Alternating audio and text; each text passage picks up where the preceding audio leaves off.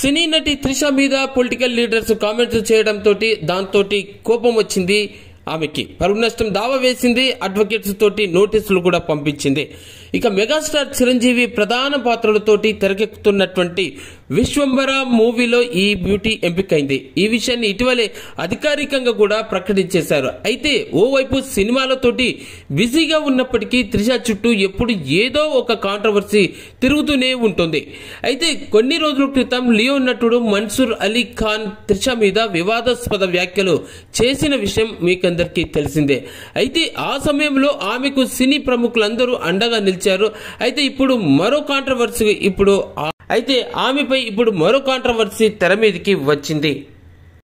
అయితే ప్రస్తుతం second innings లో దూసుకుపోతుంది హీరోయిన్ త్రిష.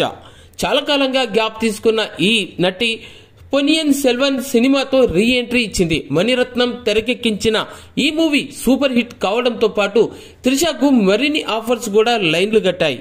ఇటీవల విజయ్ దళపతి సరసన లియో మూవీతో మరో విజయాన్ని తన ఖాతాలోకి వేసుకుంది. ప్రస్తుతం కోలీవుడ్ స్టార్ అజిత్ జోడీగా నటిస్తోంది కూడాను.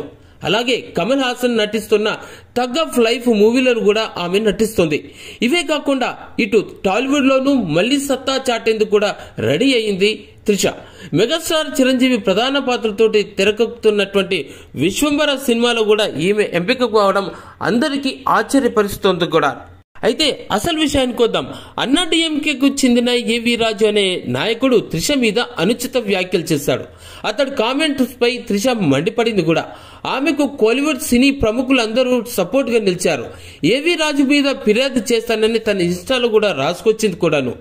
నటుడు విశాల్ తో పాటు పలువురు డైరెక్టర్స్, ప్రొడ్యూసర్స్ కూడాను త్రిషకు సపోర్ట్ గా నిలిచి స్పందించారు కూడా. ఇదిలా ఉంటే ఇప్పుడు అతడి మీద త్రిష పరువు నష్టం దావా వేసింది. అందుకు సంబంధించినటువంటి అడ్వకేట్స్ తోటి నోటీసులు కూడా పంపింది. తన ట్విట్టర్ ను వేదికగా ఏవి రాజుకు పంపిన నోటీసు ఆ పిక్స్ ను కూడాను షేర్ చేసింది. తనపై వచ్చినటువంటి వ్యాఖ్యలు, రిపోర్ట్లు, వీడియోలను ఇంటర్నెట్ నుంచి వెంటనే తొలగించాలని, బహిరంగంగా ఇలాంటి వ్యాఖ్యలు చేసి తన ప్రతిష్టను మరింత దిగజార్చవద్దని నోటీస్ ద్వారా త్రిష కోరినట్టుగా తెలుస్తోంది. ఇక నోటీసు అందిన 24 గంటల్లోగా త్రిషకు ఏవి రాజు బేషరతుగా క్షమాపణలు చెప్పాలని 5 లక్షలకు పైగా సర్క్యులేషన్ ఉన్న ప్రముఖ తమిళ, ఆంగ్ల దినపత్రికల్లో క్షమాపణలు ప్రచురించాలని, క్షమాపణలకు సంబంధించిన వీడియోను విడుదల చేయాలని త్రిష డిమాండ్ చేసింది.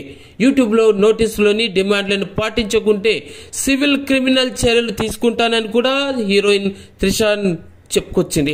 త్రిష షేర్ చేసిన ఫొటోస్ ఇప్పుడు నెట్టింట వైరల్ అవుతున్నాయి కూడాను.